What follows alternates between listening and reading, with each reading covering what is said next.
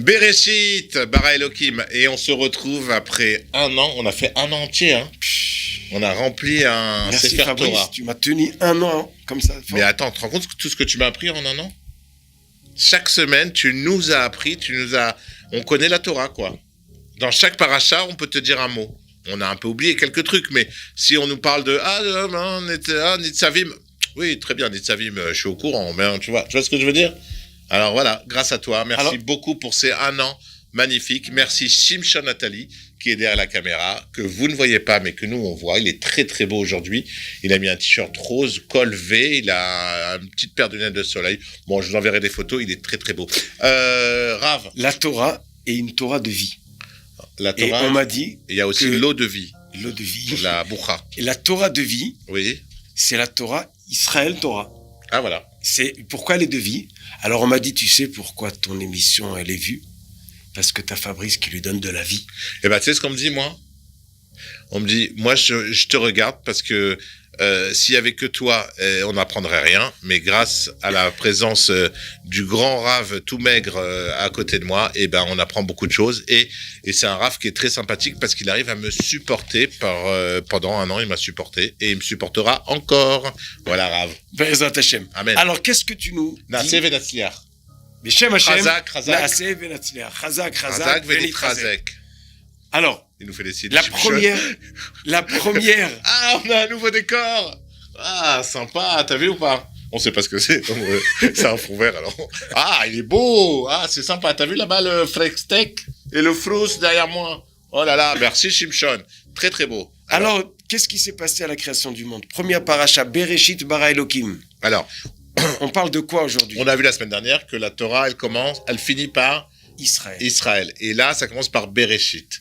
Si on lit les deux, ça veut dire que tout a été créé pour Israël. Le monde a été créé pour les Juifs, pour la Torah et pour les Juifs. Mm-hmm. Mais la dernière lettre, c'est quoi? Alors, venez en Israël. La dernière lettre du mot Israël, c'est quoi? Lamed. La première lettre du mot Bereshit. Bête, ça fait belle. Belle, c'est un mot qu'on dirait inventé pour elle. Et si belle, tu mets à l'envers, ça fait... Lève le cœur. Ouais. On demande aux Juifs de donner son cœur pour la Torah. On embrasse d'ailleurs Lev Haïmaot, l'association qui fait tant de bien en Israël. Samantha, Déborah Attali, la femme de Shimshon Attali. On vous embrasse, Lev Haïmaot.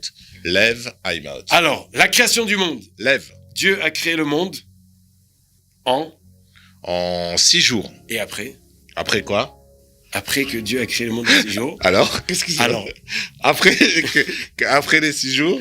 Alors, la blague, elle dit. Ouais. Dieu a créé le monde en 6 jours et tout le reste, made in China. Voilà.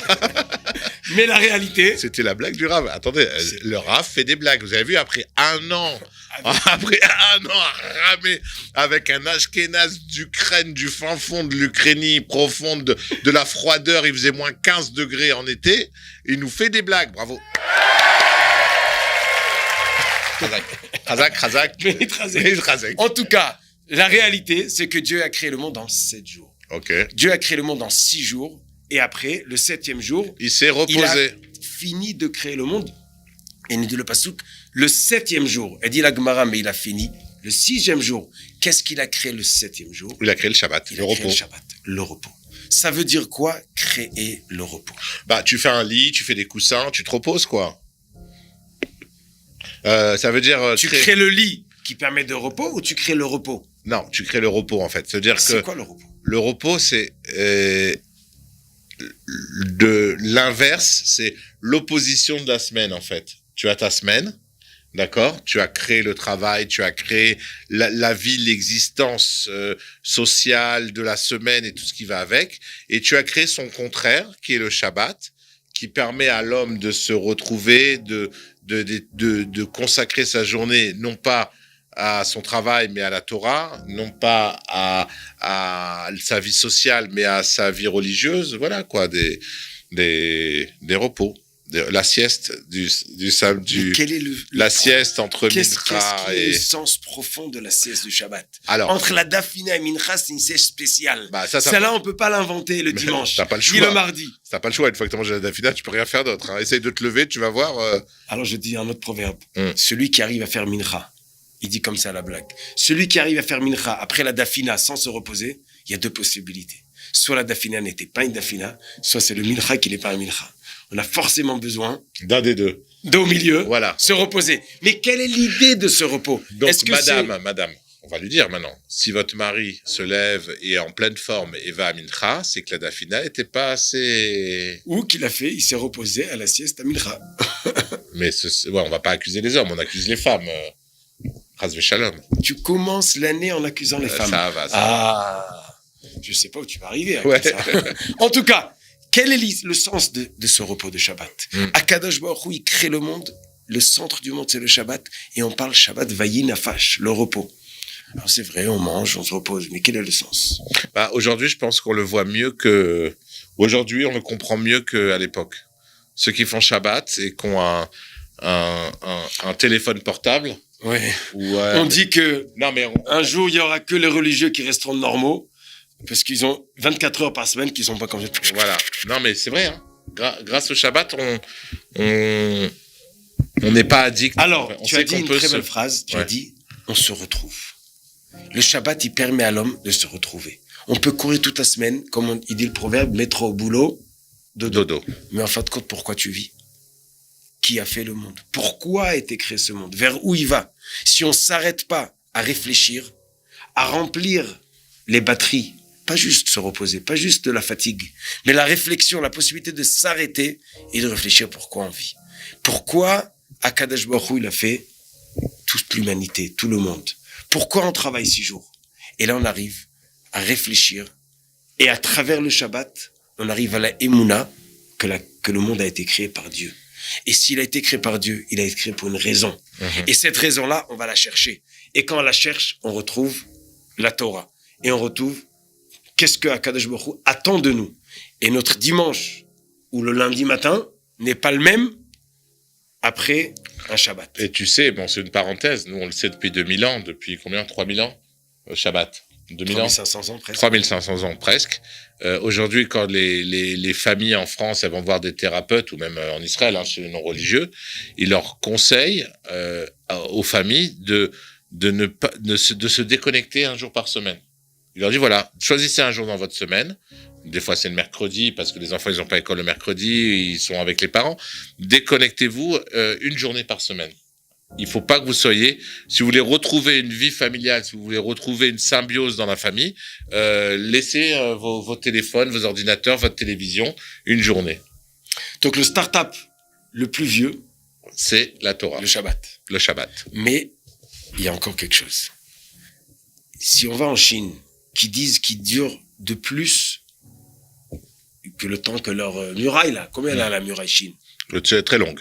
3000 ans. Tu m'as posé une colle. Non, pas la longueur. Ça fait combien de temps? Longtemps. 3000 ans au moins. Ouais. Leur semaine, elle a combien de jours? 7 jours. Pourquoi? Il n'y a aucun pays qui a 5 jours dans 5 semaines. Il n'y a aucun pays qui a 10 jours dans sa semaine. L'idée de se reposer, on peut la comprendre. Mais comment c'est possible que le monde entier, il a pile 7? Ça a commencé quand? Là. La création du monde. Donc c'est encore une preuve que le monde a été créé par quelqu'un, par Dieu à un moment, et que toute l'humanité, elle suit la base de la création du monde, que le 7e jour. Alors, il y en a qui l'ont bougé à dimanche, il y en a qui l'ont mis à vendredi. Ouais. Mais l'idée de base, ça, c'est que le monde, il a 7 jours. C'est l'esprit de contradiction, ça. Ils peuvent pas faire comme nous. Oui, mais à travers l'esprit de contradiction, personne n'a inventé une semaine de 10 jours, ni une semaine de 5 jours. Oui. Pourquoi? Parce que ce projet a été créé par Dieu. Parce que ce qui est matim, comment on dit matim? Ce qui convient, c'est 7. Pourquoi? Parce que c'est comme ça que Dieu a créé le monde. C'est beau.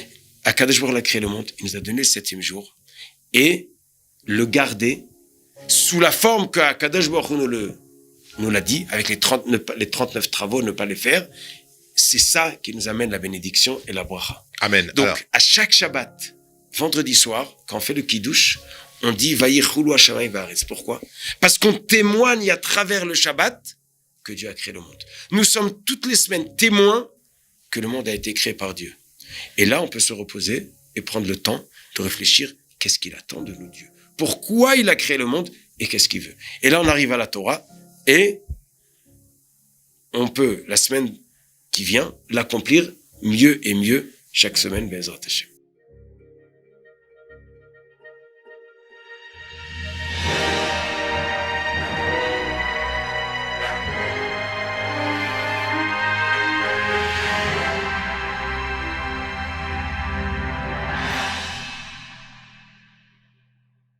que